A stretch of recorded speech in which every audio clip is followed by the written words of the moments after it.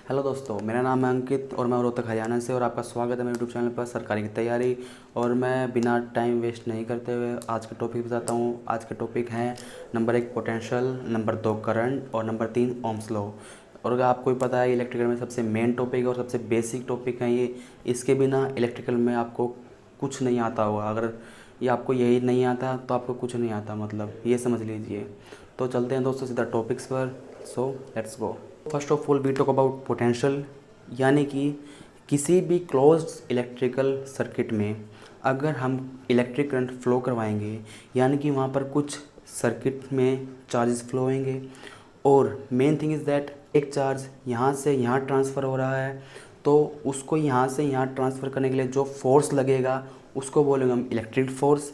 और जो उसने डिस्टेंस ट्रैवल किया है वो डिस्टेंस कंसीडर करेंगे, यानी कि जो ये पूरी प्रोसेस हुई है, चार्ज यहाँ से यहाँ ट्रांसफ़र हुआ है, उसको हम बोलेंगे वर्क डन। वर्क डन यानी कि फोर्स इनटू डिस्टेंस। सो इसी तरह हम इलेक्ट्रिक पोटेंशियल की बात करेंगे। इलेक्ट्रिक पोटेंशियल होता है यानी कि it is the work done in moving the charges in electrical circuit, यानी कि जो पूरा कार्य चार्जेस को मूव कराने में लगता है इलेक्ट्रिक सर्किट में, उस पूरे वर्क डन को हम इलेक्ट्रिक पोटेंशियल बोलेंगे। यानी कि पूरे सर्किट में जो चार्ज फ्लो हो रहे हैं, जो वो मतलब पूरा प्रोसेस हो रहा है, यानी कि यहाँ से चार्ज मूव होके इस टर्मिनल से दूसरे टर्मिनल पर आ रहे हैं, उसको हम बोलेंगे इलेक्ट्रिक पोटेंशियल।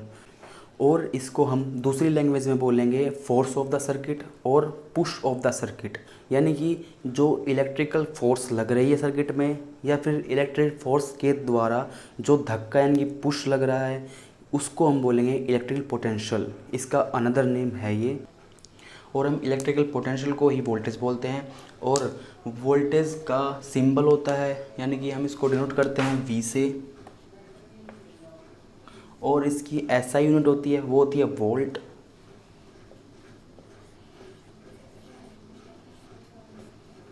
सिंबल वी और ऐसा unit volt. So now we talking about electrical potential difference.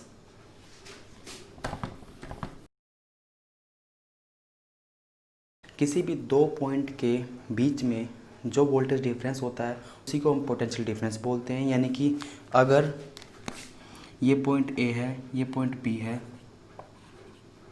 इसके बीच में मान लीजिए यहाँ पर 5 वोल्ट है और यहाँ पर 1 वोल्ट है, तो इन दोनों के बीच का डिफरेंस होगा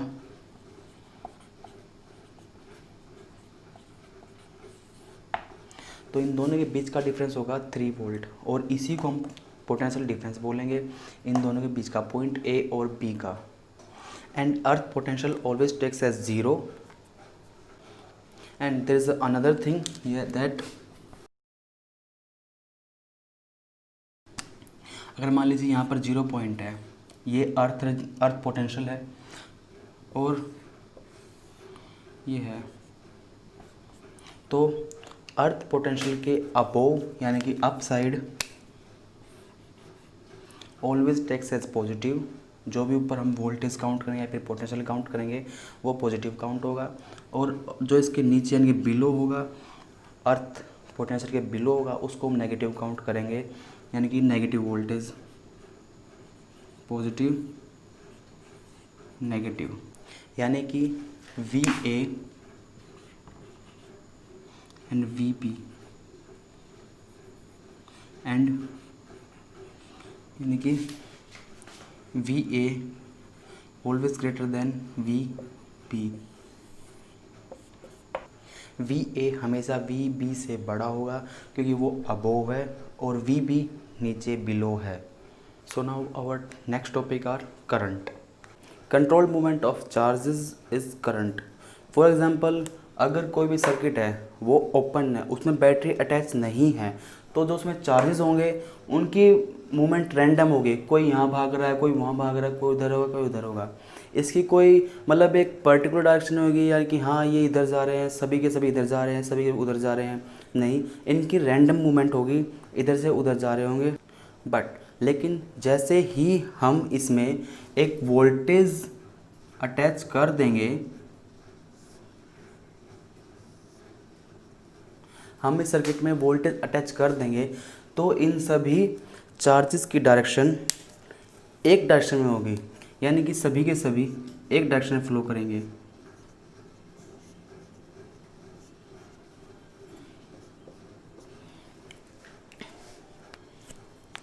यानी कि इसमें सभी के सभी एक डायरेक्शन में फ्लो करेंगे, यानी कि सभी के सभी इधर। So now we talking about direction of current. Current की डायरेक्शन हमेशा वोल्टेज के पॉजिटिव टर्मिनल से नेगेटिव टर्मिनल की साइड होती है। यानी कि इस फिगर में, इस सर्किट में डायरेक्शन ऑफ करंट होगी ये। और एक बात और, the direction of current is always takes to the opposite of the flow of electrons. यानी कि अगर इलेक्ट्रॉन्स इधर फ्लो कर रहे हैं तो करंट इधर फ्लो कर रहा होगा इस सर्किट में।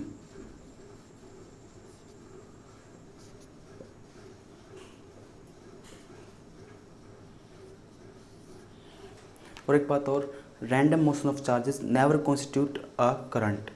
कभी भी रैंडम मूवमेंट वो करंट नहीं कंसिडर की जाएगी, नहीं होगी। हमेशा जब करंट फ्लो होगा तो सभी इलेक्ट्रॉन्स की डायरेक्शन एक हो जाएगी और करंट फ्लो हो जाएगा। तो अब हम देखते हैं ऐसा यूनिट ऑफ करंट।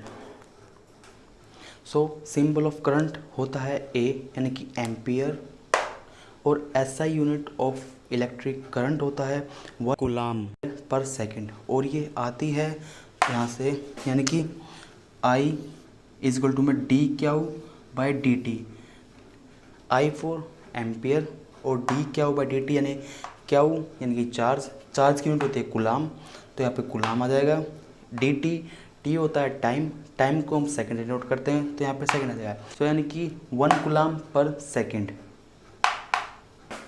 और इसी को हम बोलेंगे the charge is carried by 1 ampere during 1 second. So our next topic is Ohm's law, और ये सबसे मेन टॉपिक है। विदाउट इसके आप इलेक्ट्रिकल इंजीनियरिंग में कुछ भी नहीं हो, ना ही आप कुछ न्यूमेरिकल सॉल्व कर पाएंगे, ना ही कुछ आगे समझ पाएंगे। ये सबसे नीड है और सबसे बेसिक टॉपिक है ओम्स लॉ। इसके बिना कुछ भी नहीं इलेक्ट्रिकल इंजीनियरिंग में। तो चलिए अभी इसको देखते हैं। सबसे पहले इसमें होता है कि ये सिर्फ माइक्रोस्कोपिक लेवल पर होता है, सारा जो ऑपरेशन होता है ये माइक्रोस्कोपिक लेवल पर होता है। और ये सिर्फ एक कांस्टेंट टेम्परेचर पर होता है, ना ही कि मतलब कम ज़्यादा होता रहे बार बार, नहीं वेरी नहीं होना चाहिए, सिर्फ एक कांस्टेंट टेम्परेचर पे इसको हम कंसीडर करते हैं। और सबसे फर्स्ट इसमें ये होता है कि ये V directly proportional to I होता है। V डायरेक्टली प्रोपोर्शनल की voltage, V for voltage and I for current. और इस डायरेक्टली प्रोपोर्शनल को हटाने के लिए हम कांस्टेंट यूज़ करते हैं, उसको बोलते हैं हम R। तो ये R हो गया। और R होता है इसमें, जो हम R कंसीडर करते हैं वो होता है कांस्टेंट, और वो होता है आइडियल रेजिस्टेंस होता है। इसमें आइडियल रेजिस्टेंस हम कंसीडर करते हैं। और रजिस्टर होता है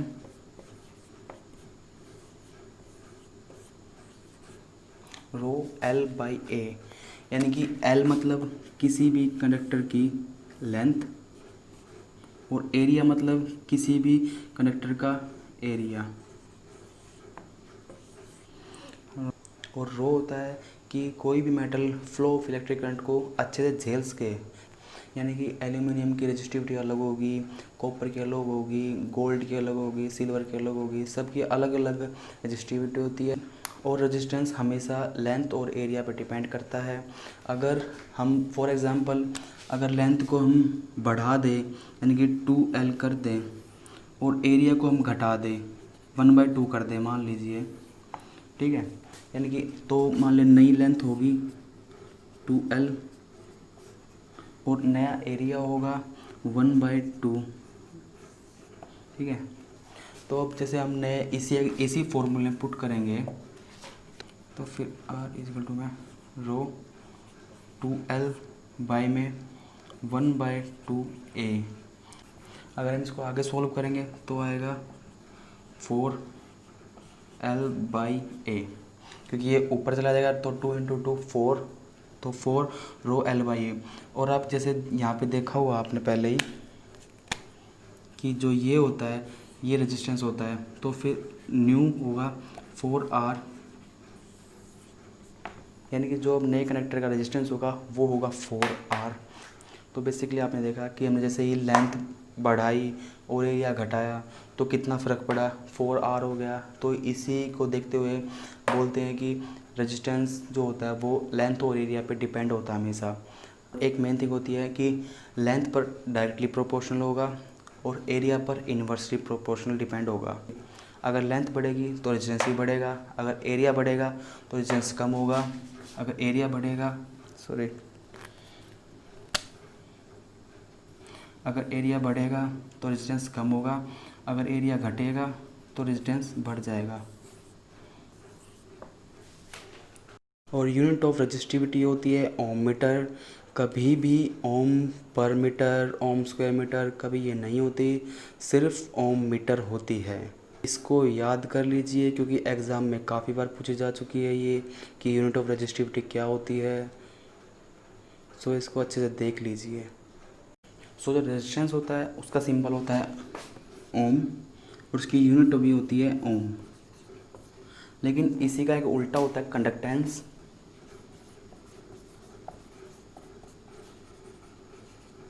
ये होता है मो। ये बिल्कुल रेसिप्रोकल ऑफ रेजिस्टेंस होता है, यानी कि इसका सिंबल ये है तो उसका सिंबल होगा ये, और इसका नाम भी उल्टा हुआ है। जो इसकी यूनिट का जो इसकी यूनिट होती है उसका नाम बिल्कुल रेजिस्टेंस से रेसिप्रोकल यानी कि उल्टा हुआ है, यानी कि वो ओम है तो ये मो होगा। ये बिल्कुल इसका रेसिप्रोकल यानी कि इसका बिल्कुल उल्टा होता है। और कंडक्टेंस की जो यूनिट होती है मो, उसको हम एक और नाम से बोलते हैं, उसको बोलते हैं हम siemens. It is the another name of ऐसा यूनिट ऑफ कंडक्टेंस। और इसी को लेकर एक चीज़ है कि Ohm's law is not applicable for number 1 time varying devices like thermistor, number 2 semiconductor devices like diode, transistors etcetera, and number 3 magnetic coupled circuits, और number 4 vacuum tubes. Ohm's law यहाँ पर कभी भी एप्लीकेबल नहीं होगा इन चारों में से। सो कभी भी एग्ज़ाम में आए कि हाँ भाई थर्मिस्टर में, डायोड्स में, ट्रांजिस्टर में, या फिर मैग्नेटिक कपल सर्किट्स या फिर वैक्यूम ट्यूब्स में कि ओम्स लॉ एप्लीकेबल होता है या नहीं, तो आप वहाँ पर टिक ना करें, खामखा अपने नेगेटिव मार्क ना लगवाएं। तो प्लीज़ इनको याद कर लीजिए या फिर रट लीजिए, जैसी आपकी मर्ज़ी हो। So there are some questions for you. और जैसा कि मैंने आपको पहले ही बता रखा है कि मैं इनके जवाब नहीं दूंगा, ये आपको खुद ही करने हैं। तो गाइस अपना करिए और अपने परफॉर्मेंस को बेटर कीजिए। और ये नॉर्मल क्वेश्चंस पूछे जाते हैं जेईई के एग्ज़ाम्स में, तो प्लीज़ इन्हें अच्छे से प्रिपेयर करना। Thank you so much for watching this video guys. मेरी नेक्स्ट वीडियो जल्द ही आ रही है और वो resistance in parallel and resistance in series और व्हीटस्टोन टॉपिक्स पर हैं। तो गाइज प्लीज़ देखना, और अगर कुछ आपको समझ में नहीं आ रहा हो तो कमेंट सेक्शन में ज़रूर बताना कि मेरे को ये टॉपिक समझ में नहीं आया, तो मैं उसका दोबारा वीडियो बना दूंगा। और अपने दोस्तों के साथ ये चैनल शेयर करना ताकि वो भी साथ साथ तैयारी कर सकें। और मिलते हैं नेक्स्ट वीडियो में जल्द ही। Thank you so much.